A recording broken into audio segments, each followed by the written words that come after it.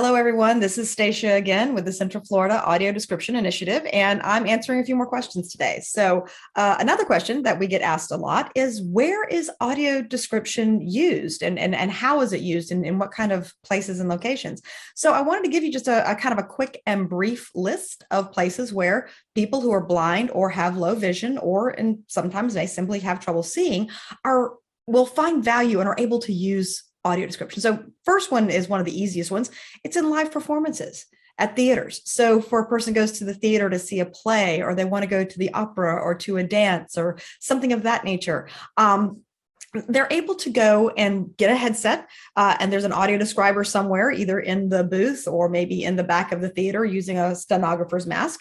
And the blind person picks up a headset and they go to their seat, and as the play starts, the audio describer is basically able to fill in the blank in between the dialogue of what's occurring on stage, so that person can experience the jokes at the same time. So the person can explore and experience that live performance art and the energy of being in the audience with everyone else, with their family and their friends. Another place are just generally live events like parades and concerts and anything else that's actually happening in real time.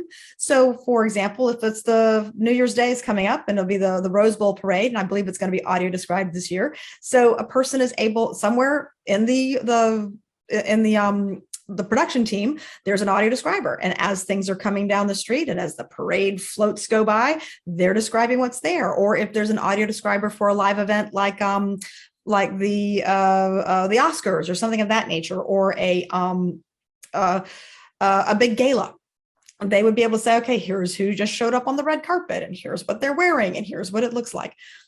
Again, they provide this information in between other dialogue when other things are going on. Another place where audio description is very useful for folks who are blind or have low vision and can and should be found is in cultural and historic sites. So, for example, art galleries, museums, an outdoor nature walk would probably be the same thing. In those cases, it might be described as an audio described tour. Imagine going to some place like the 9/11 Museum, and it's got all of the exhibits. And this is a place where a lot of people, including blind people, were affected by a major event. And so they can pick up a headset or a listening device.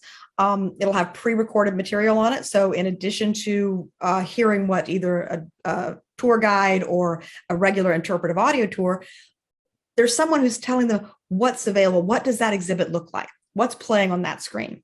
And that's a very important part of audio description.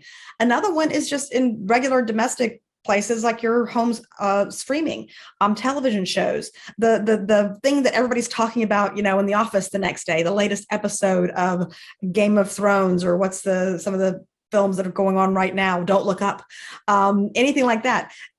When they're able to access the program on their television, they can go in and set their settings for audio description.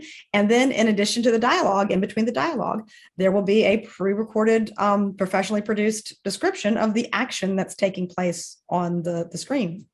Another one is actually going to a theater, going to a film theater with friends and family like anybody else does, maybe on a date or something. And you go in, you ask for a headset. As they sit down and the movie starts, they have a headset on in the theater, and they're getting the audio description for that film, that show in their ear as their friends are, just as everyone else. Another one would be like entertainment activities, like attractions, things that are very visual by their own design. Imagine walking around Disney and not being able to experience what it's like to walk up to, to see the Cinderella's castle in the distance. These are very visual experiences, and they are part of what make being there so special. And another one would be digital, like your websites, kiosks, interactive things on iPads. And that might include something where if there's a video available for an educational video on the web, it would have audio description on it. Or if it's a picture, it would have alt text. A caption will tell you who's in the picture, whereas alt text, it will tell the person what it's a picture of. And so those are the types of places that you can find audio description. Anywhere there is something visual and a person who cannot see or has trouble seeing misses out on information, audio description adds it back in. And so that's the quick answer to the question, where is audio description used? Thanks for listening, everyone. Again, I'm Stacia with the Central Florida Audio Description Initiative. And if you can think of any other places, or if I've missed any, please reach out and let us know. We are on Facebook and we are certainly here. So thank you again. Bye.